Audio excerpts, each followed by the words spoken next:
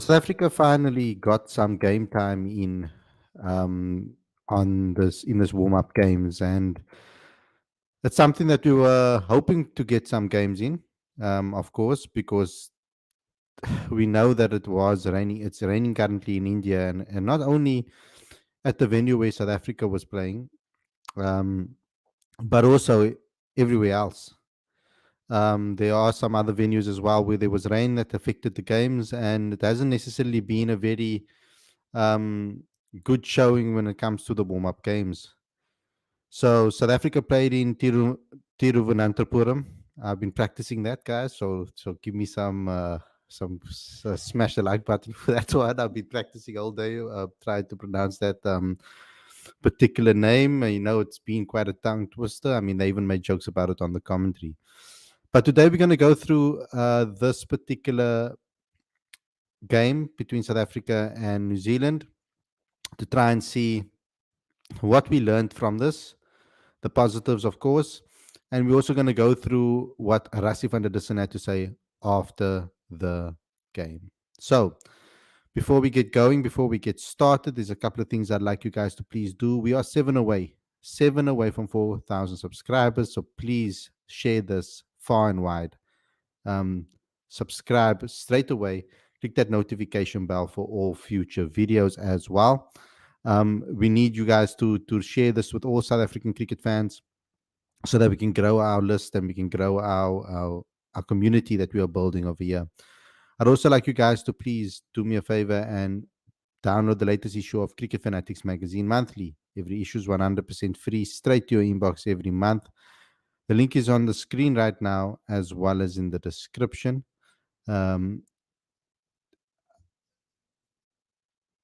I want to show you guys the cover as well to let you guys see what the latest issue is all about. And we put a lot of hard work into this particular issue. So here's it right here. The title is Nothing to Lose. Annie Claasen's on the front cover. A brilliant piece that was written in this particular magazine issue um, from Chris. So please go ahead and download that latest issue right away if you can, please. I'd also like you guys to please support us by becoming a patron today. That's how you keep everything going here at Cricket Fanatics Magazine. So please become a patron and show your support for the channel and for the magazine and everything that we are doing. Link is on the screen as well as the description. Smash the like button, comment and share, and go to cricketfanaticsmag.com for all your regular updates. So without further ado, let's get straight into today's video. Looking forward to discussing this particular match with you guys and seeing what you guys have to say about it.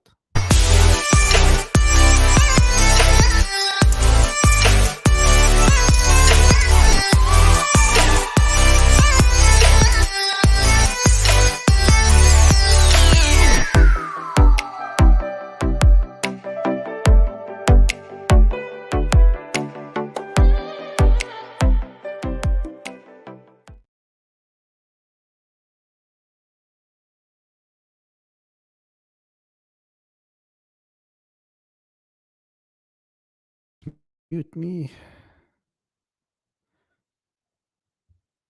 A very good evening and welcome to Cricket Fanatics Magazine. This is your daily show, your review show. I'm your host, Khalid Mohidin. And this is the show where we talk about everything that has to do with the first warm up between South Africa and New Zealand in the World Cup. Because the first one was rained out. It has been raining quite heavily at Tiruvananthapuram. It's been very difficult to get game time there, but there are some things that we can look into when it comes to this particular ground. There was some indication of swing early on, but let me just give you an indication of what happened in the match. So New Zealand won the toss, and they elected to bat first, and there were quite a few good starts by New Zealand throughout the match, but there was two particular performances that really stood out to me. First and foremost, it was Devon Conway. He really batted really well throughout the innings. There was this one shot that he played that was magnificent. I think it was off Markram, a one-handed scoop around the corner. He literally used one hand, and I was like, wow, amazing. So it was a very good performance from him. Kane Williamson was looking decent, but he retired hurt. I think he's taking precaution after he's come back from his injury. Tom Latham batted well as well with his 52, and Glenn Phillips also with his 43. But ultimately, I think there are some, I would say, positives from this particular game is 3 wickets from Lungingiri today, 3 wickets from Marco Janssen today. Both bowlers, I feel, got movement up front on this particular ground. This ground um, really looked like it was moving around a bit. That was the nice thing about this. If you are a bowler, if you're a swing bowler, particularly because Trent Boult was moving the ball quite nicely around. I mean, Greenfield Stadium, um, it was raining and quite a bit. But from a South African perspective, I think that there was some decent spells where we bowled okay. Now, we did let the game run away from us a bit. After the first wicket fell early, Lungingiri really, I think he opened up the bowling quite well today. But after the fourth over and the first wicket, New Zealand cruised, completely cruised. They went to 242 for two before Glenn Phillips fell. I mean, during that time, obviously, um, during that time, we had the likes of Kane Williamson bat and retire injured, and then Tom Latham come in um, also and do a fantastic job with the bat. So it was an interesting one. We also had, of course, Devon Conway retire hurt as well, retire hurt as well. Um, but we had New Zealand really put on a good performance to get to 321 for six. South Africa struggled to get wickets. I mean, they generally took wickets towards the latter stages. Another positive that I want to take from this was Marco Janssen at the death. So I think Ngidi up front today, when the ball is moving around a bit, he bowled decently, and I think he's really growing in as the game as the series goes along. South Africa also did give them a little bit more, some freebies, I would say, as well, with regards to Andy Klaasen bowling as well. I mean, Andy Klaasen bowled 3 overs, went for 23, economy of 7.66. But everybody bowled. Lungi bowled 7 overs. Marco bowled 8 overs, 3 for 45. Kagiso bowled 7 overs, 0 for 44. Gerald bowled 7 overs, 0 for 46. Aiden Markram bowled 4 overs, 0 for 33. It was quite expensive. Keshav Maharaj bowled 5 overs, 0 for 25. Andile bowled 3 overs, 0 for 19. Andy Klaasen bowled 3 overs, 0 for 23. And Shamsi bowled 6 overs, 0 for 41. There was some spin into in this wicket. It was looking good for decent for the spinners as well. But I like the fact that Lungi is stepping up and finding that rhythm. This was about getting game time in the middle, you know. It was about getting a rhythm, and I think the right guys are now getting that rhythm. KG though is still a concern for me. I'm hoping that he finds form when the actual games start.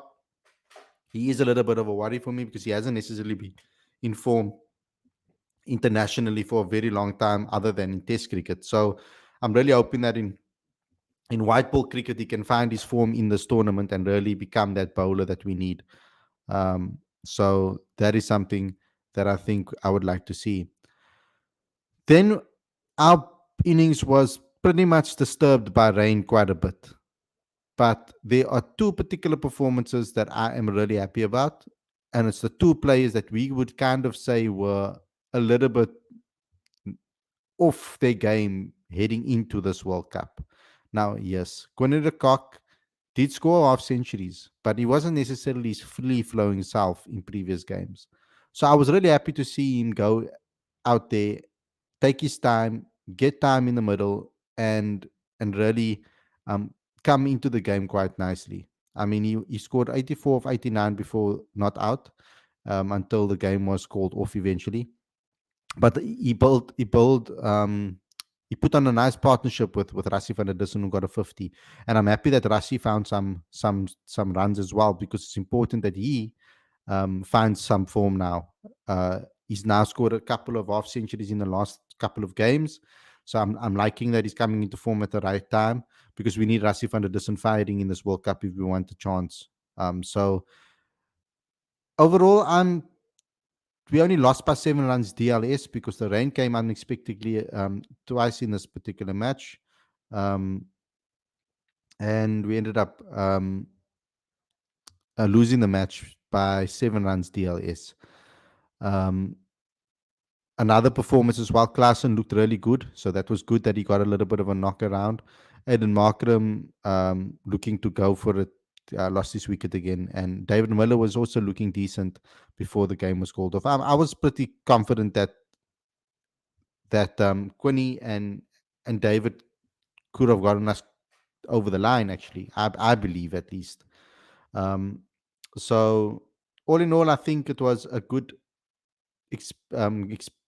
experience, you could say, or a run out into the middle. That at least they got the right people, got the necessary uh, practice out there to get themselves through this game, to get some momentum leading into the World Cup when it starts. So yeah, overall I'm okay.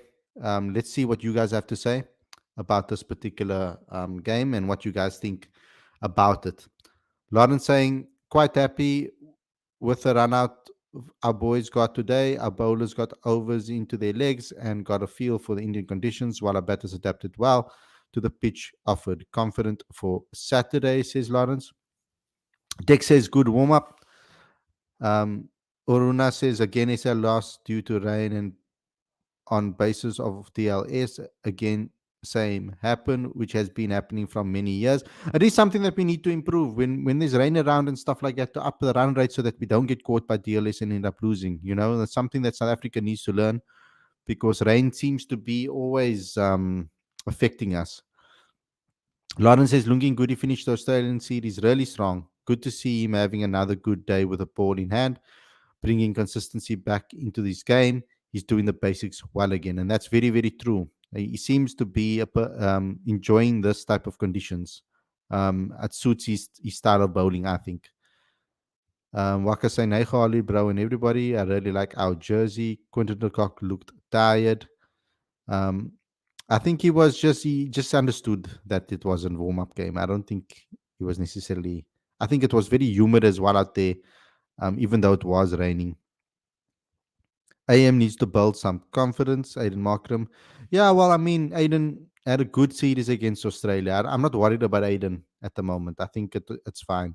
It would have been nice to get 2 warm-up games and get up a significant amount of game time under our belt before we head into our first World Cup game. But I think today was decent enough to get the people get the blood flow going and get the momentum going.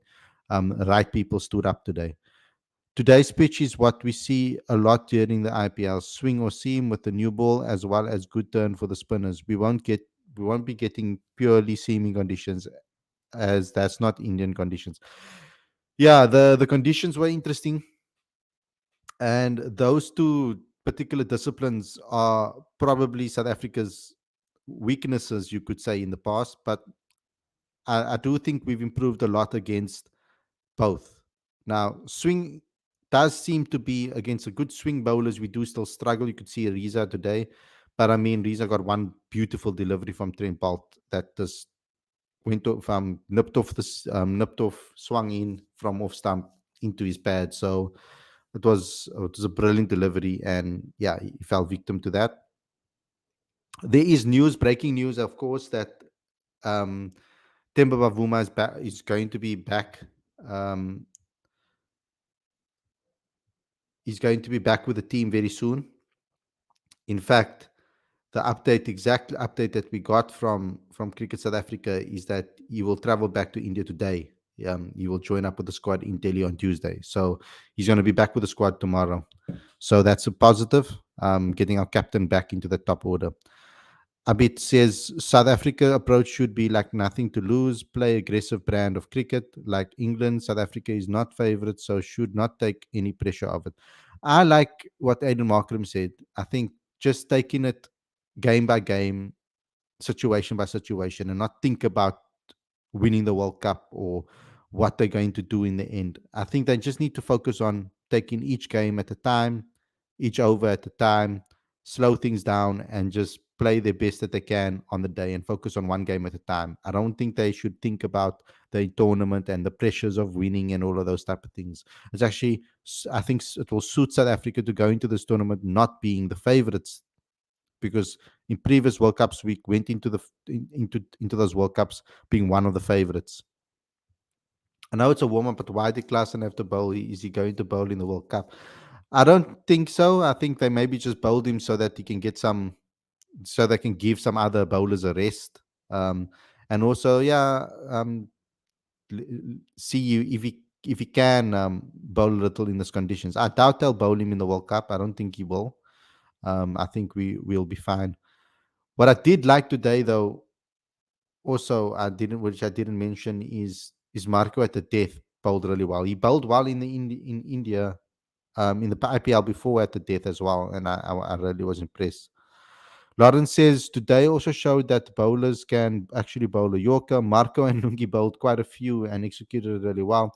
It is also now 2 games in a row that where Marco did well with the new ball. Yep, and it's ever since he went back to basics.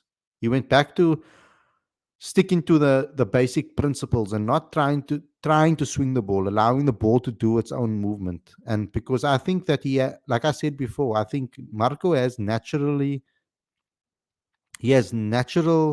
v- variation to his bowling because of his unusual height, his pace, and the angles that he bowls. So he doesn't necessarily need to do too much to the ball. Naturally, if he just keeps things, is decent. If he just keeps his consistency with regards to putting the ball in the right areas, he'll naturally be able to work the pitch, etc. He has a very good Yorker on him. I do always think that he can really execute them. He needs to do them more regularly. I saw Gerald Coetzee also try to um, execute some Yorkers as well. If he can get those Yorkers accurate, he can be deadly because of the pace that he bowls. But it's good to see that those variations are being used. Alan saying Ngidi is in form, and yes, he is. And I'm happy that he's growing with momentum. He's looking as you get along, you can see he looks more energized. So whatever he's doing with regards to his fitness, whatever he's done, getting this game time under the belt, Lungi Ngidi's always been a rhythm player, someone that needs to play regularly for him to get into a mode. So I'm happy with him. I think he's improved. He's continuously improved from game to game, and at least we have him fit and ready. We just need KG to be at his best, because we're going to need someone to fulfill that Andrich Nokia role. And I think, I mean, when it comes to taking wickets, and I really want KG to step up as the senior bowler and really be that person for us, because we're going to need him desperately in this World Cup.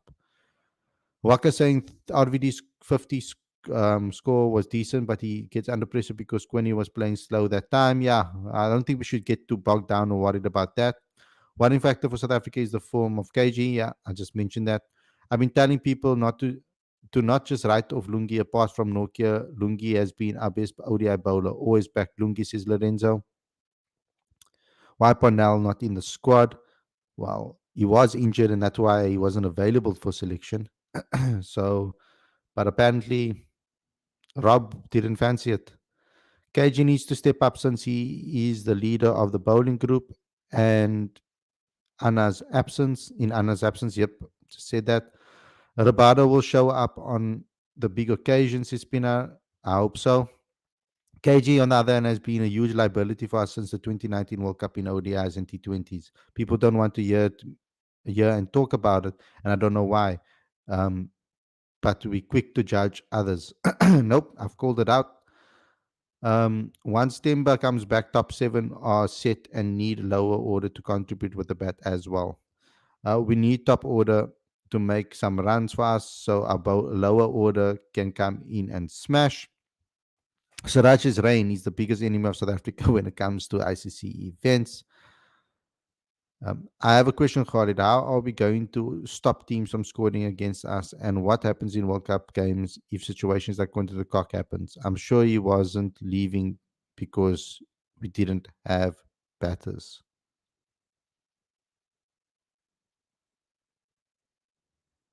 Huh?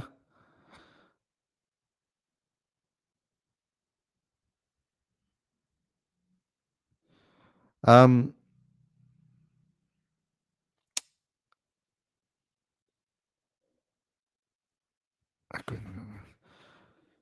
you see,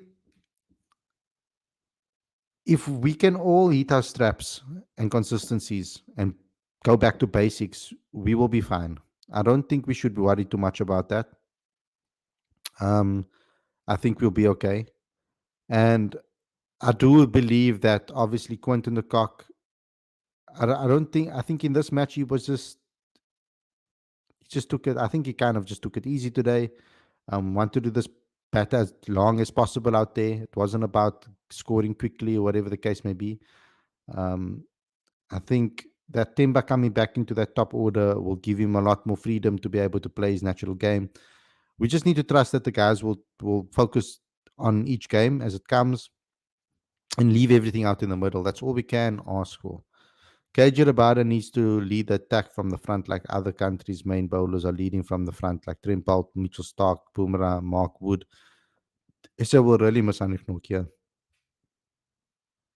Holly, there's two things we need to be ahead of this tournament. That's DLS and having a healthy net run rate. Net run rate will definitely come into play at the back end of the tournament. 100%. That's something that South Africa needs to also learn is to how to control their scoring rate. Because particularly with DLS, it does come into play and does seem to affect South Africa quite a bit because we don't know how to flip that switch automatically and just push on to get ahead of it. That's something that we need our middle order to learn. Um, and I think that's something that maybe sometimes Aiden tries to do and then he fails. Um, and I think that's something that the team does need to learn and get better at. Not only because of DLS, but also because, like Lorenzo says here, net run rate, because that caused us a massive issue in the T20 World Cup in Abu Dhabi. So that's something that we need to learn, is how to switch on the switch and understand that maths. Don't know why KJ Rabada never looks lethal in ICC events, but he hasn't been looking lethal in white ball cricket for a while now, which is an issue. Talking about overs in the legs, why only our bowlers have these excuses? Bolt didn't play first game and was also his first game like our bowlers. Why our Rabada can't bowl like other top bowlers? I don't know what's going on with Rabada, to be honest. But you can't really also compare Trent Boult to Rabada. Trent is a left arm seamer that has a special ability to be able to swing that ball. Now, I'm hoping that KG will be able to. I always thought that KG would be able to master the art of swing because of how good he was in the tests. So I don't know what is going on with KG and why he's not to his best. Um, there is an issue over there. If Gerald Coetzee learns variations on Yorkers, he will be deadly weapon for South Africa and will be surprise factor for many teams. That's what I said earlier on. Quinn probably batted at 70% intensity today and did really well. Imagine he can turn it up to 90% plus. You'll have a real good tournament if that happens. Yeah, I agree with you. I don't think he batted with at his at his full potential. I don't think he was trying to exert himself too much. I think he was just trying to loosen up, get into the flow of things, bat without pressure, get feel bat on ball in those conditions. And I think he did well today. Bowling wasn't good. Amount of assistance we had. Other top bowlers get to better, but sadly KG has gone back. He was lethal till 2018, and after that, just going through motions just to earn money and not pursue on his body, not to pressure, not put pressure on his body. Our bowlers have ability to take wickets is zero. Good to see Rassi taking active approach to be more aggressive. It's also been reported that Rob asked Rassi to increase his strike rate by 10%. We certainly saw signs of that today. Yeah. So talking about Rasi, let me get into the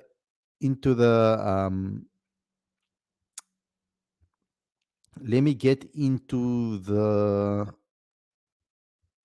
presser with Rasi.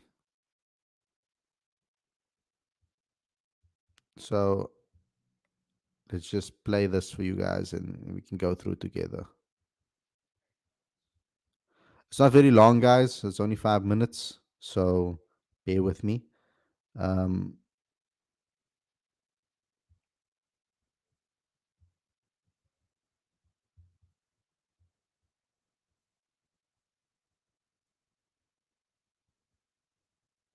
How disappointing is it that your first match got washed away today? Or obviously, it was going to be a thrilling of a match, suddenly rain interruption.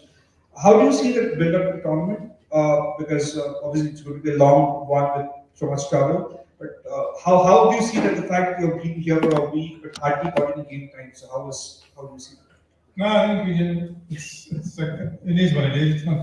It's not too bad. I think you want to go into the tournament feeling quite fresh, and I suppose the side effect of not playing two matches in the heat and feeling rushed is that we're going to go into Saturday feeling quite fresh. We expected the rain to come a lot earlier today, so we happy with the time we got into the middle. That's why we wanted to bowl first to give the bowlers a good spells and give them good prep. But yeah, it is what it is. You just don't really think about it too much, to be honest. yeah, that is true. That's something that I'm happy with that we did bowl first. I'm happy that we did because we needed our bowlers to get some rhythm and to get that through because that's something that I'm hoping will work in our favor when it comes to all of that. So yeah.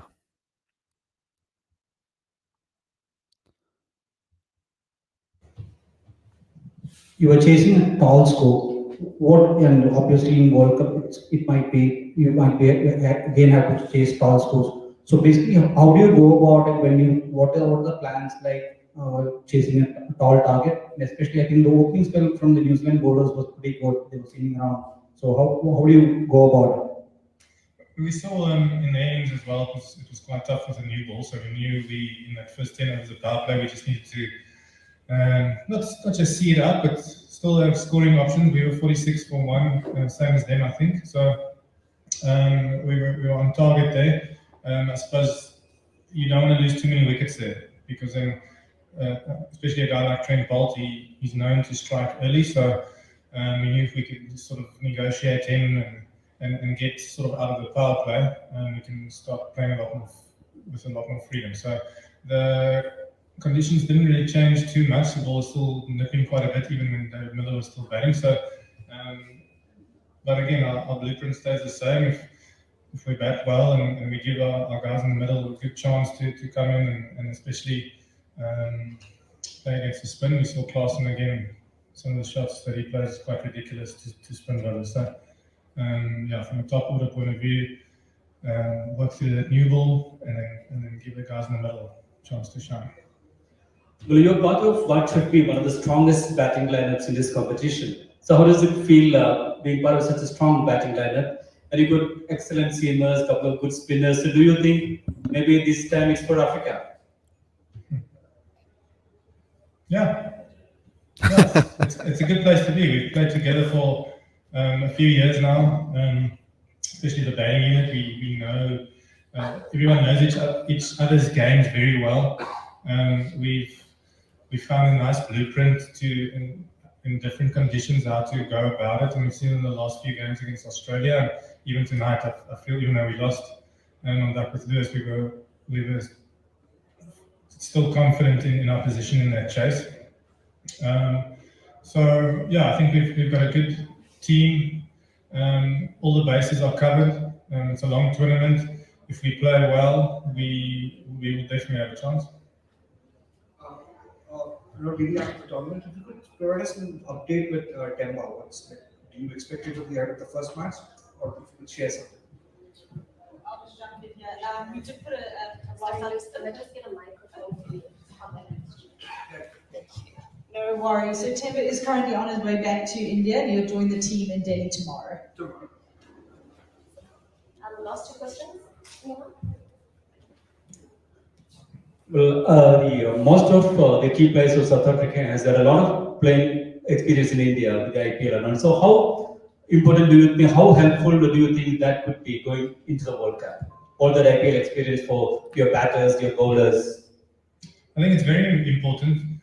I think what's probably more important is experience at different venues, because we're playing all over the country, and every city comes with its own different conditions. So Delhi coming up next, the guys who's played a lot there, we'll lean heavily on them in terms of what a good score is, what the pitch will be doing, will there be dew late at night, all those sorts of small things that goes into it. And then the same goes for wherever we go, Chennai, Hyderabad, Lucknow, wherever it is.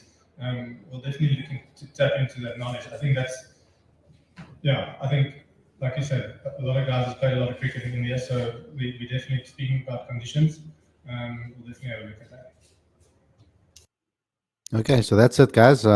That's all that was said. There wasn't really much to really look into when it comes to what he said, but it's going to be all about reading the conditions, and that's the trick over here, and that's why I say South Africa needs to approach this, taking it game by game, and looking at it from game to game. So it is something that we need to try and block out all the external talk. And even if we start going on a little bit of a run, there's going to be a lot of media hype and people talking about South Africa going to do it, and choker tags and all of that will come into the into the mix again. If South Africa do well, if they do poorly, then we know how the media is going to react to that too. But the fans, some of the fans at least. So I think the best approach for South Africa is just to take it game by game. I know it sounds very cliche and lame, but it's literally what I think they need to do. They need to put out everything that they can in the middle, leave everything out in the middle, and try to take it game by game and try to improve consistently over that period. So yeah, ultimately, I think a decent warm-up game. We got out what we needed out of this particular game. Yeah, so that's something that is something that's interesting. Why did why didn't Lizard bowl? That's a good question. I don't actually know why he didn't bowl. Um, Lizard didn't bowl today. Why didn't he clock it earlier? I hope he's not struggling with some injury. Um, yeah, that's something that that I didn't mention actually, because I saw him with a bib on. He was chilling on the bench basically, with a bib on. So he didn't bowl today, which is interesting.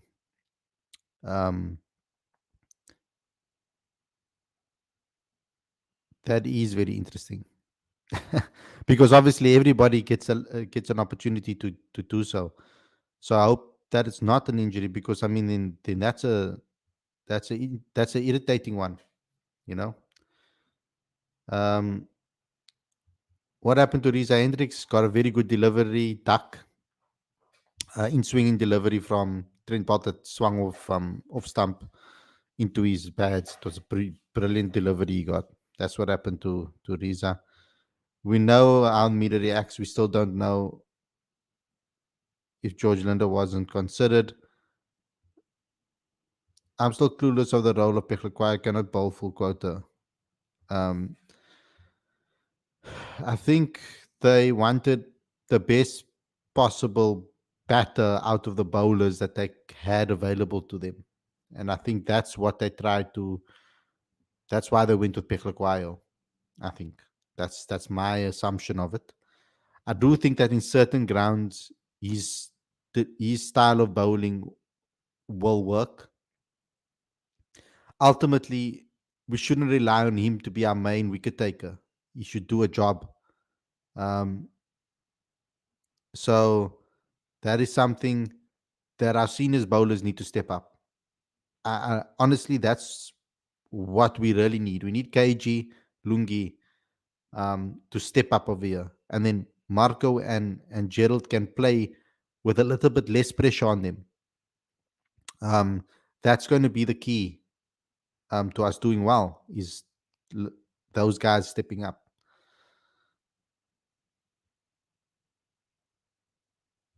Suraj says West CSA wasted that place by bringing Peklekwai in the World Cup squad. They should have rather have selected backup middle order batter or genuine bowler like Nandre Berger. They wanted to obviously pick, World Cup, wanted to pick experience, someone that is experienced. Um, and Tandile was good in the last World Cup. I know it's in England, but he has international experience, which is something that they obviously were looking into. And out of that, and with regards to batting, he's the best batter out of them. Khalid, you saw that knock by Michael Prince yesterday. Look, talented player. Maybe get him on the show sometime. Maybe I think that is a plan. I was planning on chatting to him at some point. He's a very talented player. His name has been floating around for quite some time. So this is something that I'm going to look to do very soon. But anyway, guys, thanks a lot for joining in. Let me just give you guys a quick update of what took place quickly in the One Day Cup as well this weekend, because I think that's also important to just mention some of the things that took place. There were quite a few tons in this particular game, so let me just read out what happened. Northwest Dragons Mikhail Prince scored a sublime 166 of 140, which included 15 fours and 6 maximums to ensure the Dragons clinch a 3-wicket victory against the Rocks on Sunday. So the Rocks are struggling a bit. Chasing 324, the hosts had a lot of work to do, looking to secure the first win of the competition. Dragons lost the early wicket of Lasiba Ngwepe, 2 balls into Prince's into 2 balls in to introduce Prince to the crease. The youngster anchored formidable partnership, including 78 runs with Rasekhon Senokwane, 31, and 116 with Sinaran Mutasami, 44, and 86 runs with Rwanda Swart, 32. Even though the hosts kept losing wickets, the number has tailed up nicely as Ruben Herman, 18, and Michael Pretorius, 11, brought home the Dragons into the innings on 327 for 7 in 48.3 balls. Huddersfield Yoon took 4 for 71, was picked of the pick of the bowlers for the visitors. His spell in the 47th over saw Prince and Dwayne Jansen with just 1 run. He had also registered dismissal of Ngwepe and De Swart. Sean van Berg, 2 for 57, was responsible for dismissal of Butasam and Vian Libba with 2 runs, trapping them both LBW. Earlier, Rocks were put into bat first as Keegan Peterson, 121, and Peter Malan, 171 of 30. Amassed 233 runs partnership to set the visitors up to a respectable total of 324. The pair of Kerwin Mangaro and Pretorius respectively, Pretorius 271 also dismissed Clyde Fortain after Dwayne Jansen took the early wicket of Janneman Malan in the second over. And Rocks ended the innings 323 for 4. So not a great start for Janneman this season as well. Then in Division 2, SA Merging won by 7 wickets against the Garden Route Badgers. Junaid Dawood took 4 for 27, and Tristan Lewis took 3 for 31. Spearheaded the attack that saw the Badgers bundle out for 150 in 40.2 overs. An easy chase for the emerging side. Also, Madri Leteco's unbeaten off century 65 of 69, and Valentine Katime's 40 anchored the youngsters to 153 for 3 in just under 26 overs. Then in Kimberley, Eastern Cape got their first win in the competition. And then on Saturday, the Hollywood West Dolphins against the Warriors suffered another rained out match in Division 1, unfortunately. So, yeah, upcoming CSA matches will be on Wednesday, will be Western Province against the Tuskers at Newlands, which I'll be at. And then we'll have obviously Division 2 games on Wednesday as well at 10 o'clock. So stay tuned for that. But that's ultimately what took place in that particular match. So Peter Malan doing well, Keegan Peterson getting a century, Mikael Prince as well doing fantastic there. Um, let's see, getting some more comments over here. Khalid, bro, do you think SA big match will be against Netherlands like what happened in the World Cup 22? I hope not. Mikael Prince looks very promising young batter. Long time I have seen a colored batter. If possible, also bring Peter Malan on the show too. I'll try. If he gets selected, definitely if he gets selected to play in New Zealand at the end of the year or in the new year. How do South Africa have backup players ready? If yes, then who? I can't tell you who they are because that only Rob and them know, but I'm sure that they have players in mind. Other teams bring quality backups. They say don't bring quality backups in the World Cup. What a magnificent century from Mikael Prince. It was a fantastic century by Mikael Prince. Guys, thanks a lot for tuning in. Hope you guys enjoyed this episode. Don't forget to smash the like button, comment, share, and subscribe. Please, we are 7 subscribers away from the 4K mark and our next milestone. So please help us get that. Also, please download the latest issue of Cricket Fanatics Magazine Monthly. The World Cup edition is available for you. So please go ahead and download that ahead of the World Cup. It's very important. Become a patron today to support. So you support, smash the like button, comment, and share, and go to cricketfanaticsmag.com for all your regular updates. Thank you for a great night, guys. Thank you for all the comments. Thank you for getting engaged, and I'll see you guys again very soon. Well, tomorrow with another daily show. Stay safe, and and enjoy the rest of your evening. Sorry, guys, and have a great week further. I'll speak to you guys very, very soon. Peace out, everyone.